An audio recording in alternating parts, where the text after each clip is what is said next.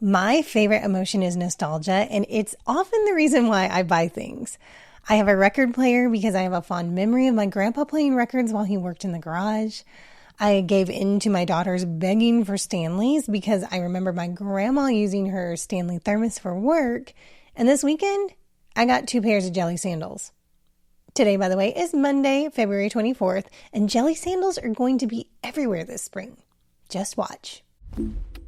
Hi and hello. You found the podcast for women in the middle of it. Whether you're navigating midlife or you simply need a midday break, this is a community made for you. I'm Indiana Adams, and you can think of me as your internet bestie as we share recommendations, laugh about the ridiculous things we see online, and cheer each other on. I am so glad you're here. I am easily influenced, especially by nostalgia. I read the cereal aisle on Substack, which is curated and written by Leandra, who had the quirky Man Repeller fashion blog back around 2010. Well, back in September, the cereal aisle featured a pair of jelly sandals by The Row, which is Mary-Kate and Ashley Olsen's luxury line. And those jelly sandals cost $890. They linked a similar pair for $140, and I've had those in my cart for 5 months, still unable to press purchase because I cannot stomach jelly sandals costing over $100. So when my longtime internet friend Jen of Jen Loves Kev posted an identical pair to the $140 ones available at Target now for $20, I hit her affiliate link so fast that I was picking them up within the hour. And I got not just 1 pair, but 2. They are making my nostalgia-loving heart so happy. And incidentally, these are more comfortable than the jelly shoes of my youth. They have a squishy, removable insole, and they do not cut the sides of my feet up. I will link them in the show notes in case you also want to jump on this flashback fad. My daughter Caroline is 12 years old, and she was with me on that Target run to pick them up. And when I handed her the bag to hold, she opened it up and she took a big sniff and she said, "I love the smell of jellies. I love the jelly shoes I had when I was little." So even she has nostalgia for fashion already, which I find delightful. She's in the 6th grade and she's right between children's clothes and a women's extra small, but we've been shopping a lot lately because she's trying to find her personal style. Lately, she's been loving Francesca's, American Eagle, and the secondhand chain Uptown Cheapskate, and I just laugh every time I shop with her. The stores she likes are full of tiny tops and oversized jeans and graphic t-shirts. She asked for a Nirvana t-shirt for Christmas. I'm married to a former musician, and we both loved Nirvana when we were her age, but we told her that if she could not name 2 band members and 5 songs, we were not buying her the shirt. She has not asked for it again. When I was in middle school and high school, I was seriously obsessed with the 1960s. I wore polyester shirts and bell-bottoms. I loved the Beatles. I think I had a crush on Peter Brady. And yes, I know the Brady Bunch was in reruns then. And I wanted to go to Woodstock in '94 so badly. My aunt, who is 20 years older than me, whom I'm very close to and lived with in high school, she must have thought that all of this was hysterical. I was dressing just like she did in the late 1960s. My daughter is dressing like me now in the late 1990s and the early aughts. It's this fun, full circle moment. Parents like me are the ones supporting our kids and getting things that remind us of our youth, and we're the ones buying these nostalgia items for ourselves again. There's a huge market for nostalgia, and tapping into that market is a smart move. Take Urban Outfitters, for example. Right now, you can buy a Tragic Kingdom No Doubt t-shirt for $35, a CD boombox for $64, and a Walkman cassette player for $179, which seems like a lot, right? And guess what? All of those things are selling like hotcakes. Sometimes I think to myself, should I have just held on to my old stuff for my kids? But then I remember, the CD players would skip and the discs would get scratched up. The jelly sandals would break at the base and collect rocks in the soles. Today's CD players have Bluetooth, so you can stream from your phone or Spotify. The jelly shoes, way more comfortable. Nostalgia is awesome, but progress is too. We see nostalgia in fashion, but I think it's most apparent in TV and movies. Think of all the reboots and late sequels. The top 10 domestic cinema releases in 2024 were all sequels, remakes, and reboots. It was Inside Out 2, Deadpool and Wolverine, Despicable Me 4, Beetlejuice, Dune Part 2, Twisters, which is my favorite on this list, Godzilla and King Kong: The New Empire, Kung Fu Panda 4, Bad Boys Ride or Die, and Kingdom of the Planet of the Apes. Francis Ford Coppola once said, sequels are not done for the audience or cinema or the filmmakers, it's for the distributor. The film becomes a brand. Think about that for a minute. Do you agree or disagree? I think I disagree-ish.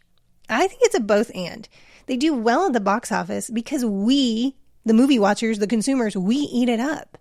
From an economic standpoint, it makes sense to rely on existing intellectual property because you have an established audience, and that means lower marketing and publicity cost. We don't have to explain who Beetlejuice is for a sequel. If it's a familiar name, face, or universe, people are more likely to buy in versus new content. New content is almost always a toss-up. As a bonus, reboots have been shown to cause an uptick in subscriptions to streaming services that are distributing the content. Everybody, including the viewers, supposedly wins. Now, you don't have to look too far to see why. Think about it. Everywhere we turn, the world can feel a little bit like a dumpster fire. Every day brings new bad news. And let's face it, there's a lot of political discord, especially here in the United States, right? Just being online feels exhausting. So, is it any wonder that we as a society are reaching for comfort and familiar faces from the past? Is it any surprise that we're flocking to reboots of old movies or watching the sequels to our favorite childhood TV shows? Nostalgia is powerful. It's comforting. It's a way to hit pause on the present moment and to escape to something that feels safe and familiar. Professor Makana Chalk, a communication expert at Syracuse University who's been studying media and psychology for years and is way smarter about all of this than I am, she says that nostalgia is a sentimental longing for the past, often tied to our childhood memories. Those memories are a time before we had to juggle responsibilities, before we were weighed down by the complexities of this adult life. Think about the shows or movies you loved as a teen or in college. They probably hold a certain emotional connection. They're tied to a time in your life or a person when things were simpler. And when life gets chaotic, it's easy to feel drawn to those nostalgic feelings. The nostalgia you feel when you hear a familiar song or see an old movie isn't just about the memories themselves, though. According to Christine Bacho, a professor of psychology at Lemoyne College, another really smart woman, according to her, nostalgia is like a mental reset. It's about giving our stressed out brains a chance to unwind. When we watch a beloved show from high school or college or pull out that old favorite movie, it's like our stress levels drop. We feel a sense of calm. It is a paradox. We live in a world that's always moving forward, always evolving with new technology and new trends every year. Yet, we often look back to the past for comfort. Bacho explains it this way. People want to go back to the feelings they had when they believed life was better. The world feels so fast and unpredictable sometimes that revisiting those comforting, familiar things can slow things down, even if just for a moment. Think about how nostalgic old TV shows or movies make you feel. You're not just remembering the storyline or the characters. You're reconnecting with the emotions you had when you first experienced them. You're evoking that warm, fuzzy feeling of watching something you loved, maybe while you were sitting on a couch with your family or huddled up in your dorm room with friends. And in the case of a sequel, you feel like you're catching up with old friends. But here's the thing, nostalgia doesn't just happen because we're looking for something old. It's a coping mechanism. It's natural to crave those comforting feelings during stressful times or after major life changes. A loss, a transition, or even just the weight of adult responsibilities and this chaotic political climate, that can make us look back for a sense of stability. It's comforting to revisit moments from our past that feel safe and free from these heavier burdens. When life feels unpredictable, going back to something familiar offers us a sense of control, a way to feel grounded when everything else around us feels in flux or just sad. And here's another thing about nostalgia. It's consistent. No matter how much time passes, you can go back and watch that old movie, blast that old song, or put on that old sweatshirt, and it will give you the same feeling. It's comforting because it stays the same even if you or the world doesn't. The emotions tied to those good memories don't usually change. That's why nostalgia can be so powerful. It's like a hug from the past that reminds you that some things are predictable. The truth is, no matter how much we try to innovate or move forward, we need a sense of comfort. We're living in a fast-paced world, and sometimes the greatest gift we can give ourselves is a little bit of escape. Nostalgia provides us with a break from the present, a moment to breathe, and a chance to reconnect with the parts of ourselves that make us feel good. So go ahead, Rewatch that clip of Ryan Gosling kissing Rachel McAdams at the 2005 MTV Movie Awards again. Sing along to Whitney Houston and Paula Abdul in the kitchen. Eat that Kraft macaroni and cheese. Buy the jelly shoes. Here are this week's discussion questions. 1. If you could only have one nostalgic album for the rest of your life, which would you choose? 2. If Hollywood came a-knockin' and asked you to help reboot any TV show or movie, which one would you pick? What would you change and who would you cast? And then 3, what is the most specific thing that instantly brings back childhood memories for you? Is it a certain song, a specific smell, or maybe even a snack? I want to know. While writing this episode, I started thinking about all the people I enjoyed these nostalgic moments with. I love and miss my high school and college friends. Hi!